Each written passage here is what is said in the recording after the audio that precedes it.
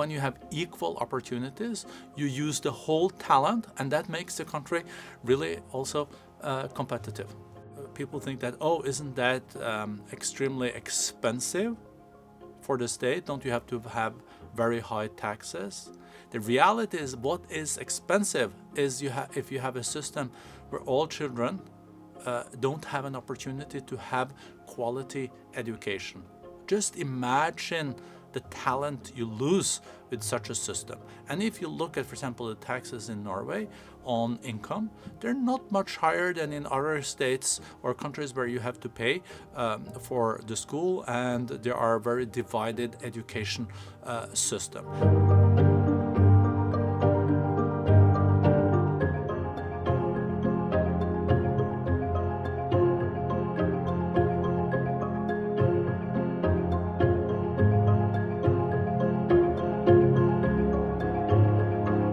99% of children in Finland go to public schools. They have the same opportunities, all children, to have access to quality education. And just imagine what a force this is for a country when we're moving from capitalism to talentism. You're not better than the way you treat your talent, and if you then can give high quality education to all your children, not really use more money than other countries, but you use it strategically, I think this is a model other countries should learn from. One should not forget that many of the Nordic countries were one of the more poor countries in Europe 100 years ago. So the Nordics started to have a universal free education at least 100 years ago for all children. Then there was a big focus on anti-corruption, so the corruption level is very, very low.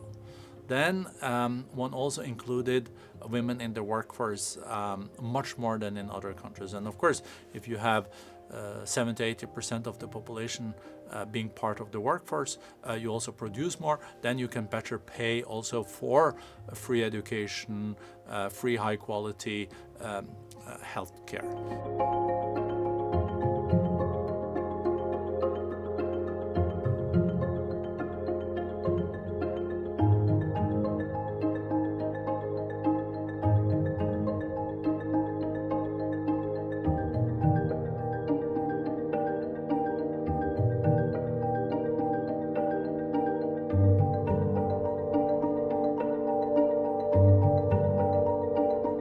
It is not such a big problem in the Nordic countries because people know that they have a safety system, then they look for another job, and that also changes the structure of the economy much faster. So if a company has to lay off people, it can make the structural changes, and people are not that negative to it. And you know, when you're faced with the fourth industrial revolution, you also have to change sometimes. You cannot stop the changes, because that can negatively impact your competitiveness, but that's much easier to do if you have a safety system. So I think it is really interesting to see that something that can be seen as a disadvantage is really an advantage also for competitiveness for these economies, provided they do it right.